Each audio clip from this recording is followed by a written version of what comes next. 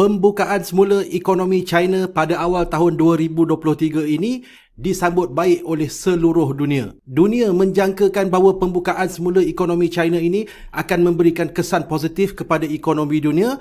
Yang pertamanya ialah kerana peningkatan semula demand daripada 1 bilion lebih penduduk China yang boleh merancangkan semula ekonomi dunia. Yang keduanya juga, pembukaan ekonomi China ini boleh menyebabkan penurunan dalam inflasi kerana China merupakan supply chain, rantaian bekalan yang sangat-sangat penting dalam ekonomi global ini, yang mana jika industri dan kilang-kilang kembali beroperasi, ini dapat mempertingkatkan semula supply barangan dalam pasaran yang berpotensi untuk menyebabkan inflasi menurun. Namun sehingga kini perkara itu tidak terjadi. Sebaliknya, ekonomi China menjadi semakin lemah dan semakin perlahan. Pertumbuhan ekonomi China ini sebenarnya telah pun perlahan sejak beberapa tahun ini. Walaupun angka GDP growth rate masih lagi positif dan berada di paras 4 hingga 6%, yang mana angka ini sebenarnya adalah angka yang baik. Tetapi untuk standard China, ini boleh dianggap lemah. Kerana pada era 1980-an hingga ke tahun 2010,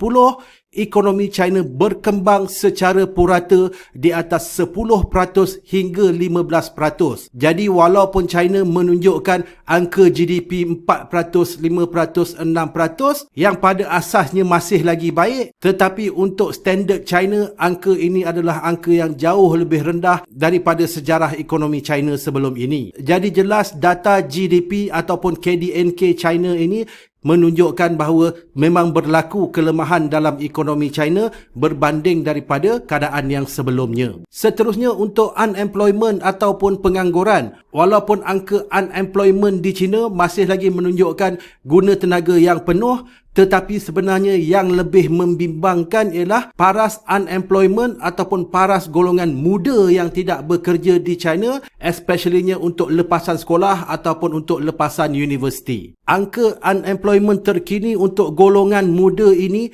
meningkat sehingga 21% dalam laporan yang terkini ini.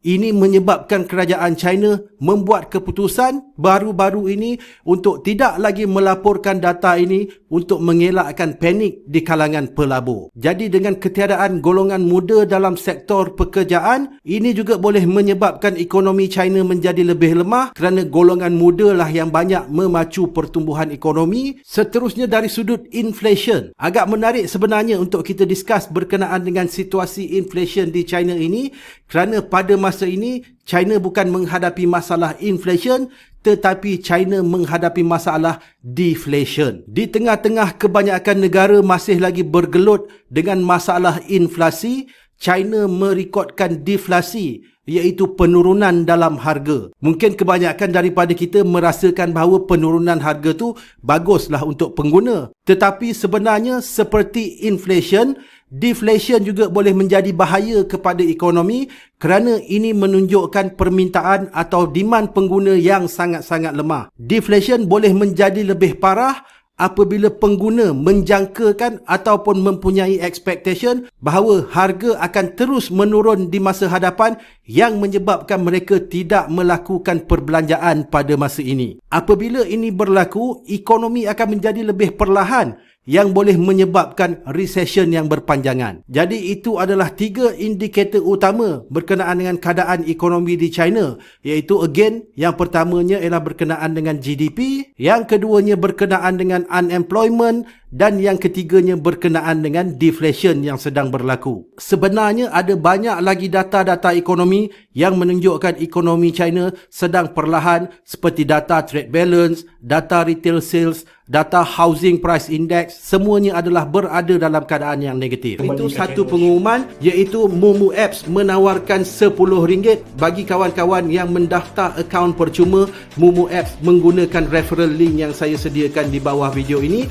yang mana mudah untuk mendapatkan voucher Grab RM10 ini, iaitu kawan-kawan hanya perlu membuka akaun percuma tanpa memerlukan deposit, tanpa memerlukan dokumen. Hanya daftar menggunakan email ataupun menggunakan nombor telefon sahaja, dan kawan-kawan juga akan mendapat video percuma asas saham global daripada saya. Jadi untuk membuka akaun percuma ini dan mendapatkan voucher Grab RM10, kawan-kawan boleh refer di keterangan di bawah video ini. Seterusnya, kenapakah ini berlaku di China pada masa ini? Saya telah pun explain berkenaan dengan perkara ini dalam video-video yang lepas dengan lebih terperinci. Anyway, bagi kawan-kawan yang tidak berkesempatan untuk melihat video-video tersebut, basically ada beberapa faktor yang menyebabkan China menghadapi situasi ini. Terdapat beberapa faktor, iaitu faktor internal dan juga faktor eksternal yang telah menyebabkan kelemahan ekonomi China ini berlaku. Yang pertamanya, dari sudut faktor-faktor internal ialah crackdown on housing market, yang mana kerajaan China dalam beberapa tahun yang lepas telah mengambil tindakan untuk mengetatkan pinjaman bagi penduduk membeli perumahan. Yang keduanya juga ialah kerajaan China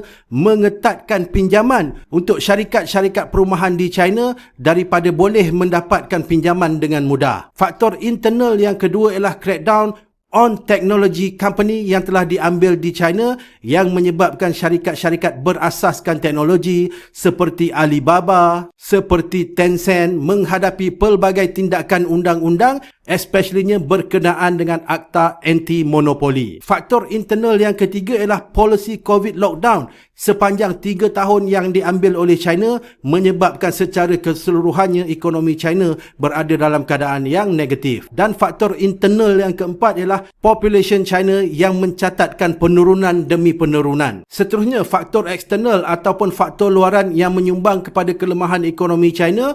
Yang pertamanya ialah perang dagang antara China dan US yang telah dimulakan oleh Presiden Trump pada tahun 2018. Dan yang keduanya ialah faktor perang Ukraine-Russia yang masih lagi berterusan sehingga ke hari ini. Jadi seterusnya, apakah dengan kelemahan ekonomi yang sedang berlaku di China akan menjangkiti Malaysia? Kita sedang berada dalam era globalization. Apa yang berlaku di China, apa yang berlaku di US, apa yang berlaku di seluruh dunia memberi kesan kepada ekonomi kita juga. Lebih-lebih lagi, China merupakan rakan dagang terbesar Malaysia. Total ekspor Malaysia ke luar negara adalah berjumlah 116 bilion, dengan China mewakili 16% daripada jumlah ekspor ke luar negara. Ini adalah lebih tinggi daripada ekspor ke Singapura dan juga ke US. Mengikut data pada tahun 2021, jumlah ekspor ke China lebih daripada 45 bilion. Jadi, sekiranya permintaan pengguna dari China semakin melemah,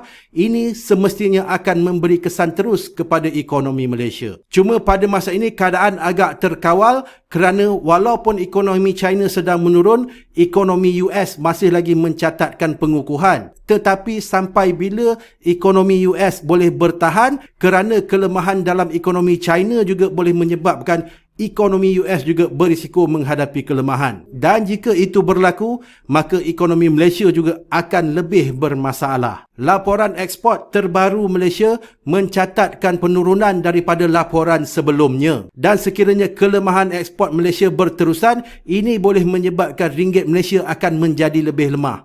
Yang mana kita telah pun melihat ringgit Malaysia menyusut 20% dalam masa 2 tahun ini. Pendek kata, masalah China ini boleh menjadi masalah ekonomi global dan Malaysia tidak akan terkecuali daripada masalah ekonomi ini. Finally, berbalik kepada China, adalah menarik untuk kita melihat sama ada China mampu keluar daripada kemelut ekonomi yang sedang melanda pada masa ini. Seluruh dunia sedang memberi perhatian kepada apakah tindakan-tindakan yang akan dilakukan oleh kerajaan China, walaupun kebanyakan tindakan yang telah diambil oleh kerajaan China sejak daripada beberapa tahun ini untuk kembali merancangkan ekonomi, semuanya dilihat masih lagi gagal untuk memberikan kesan yang positif. Persoalan yang lebih besar ialah apakah China akan menjadi seperti Jepun? Kerana simptom-simptom yang sedang berlaku di China pada masa ini adalah sama seperti mana apa yang berlaku di Jepun. Jepun menjadi kuasa ekonomi besar dunia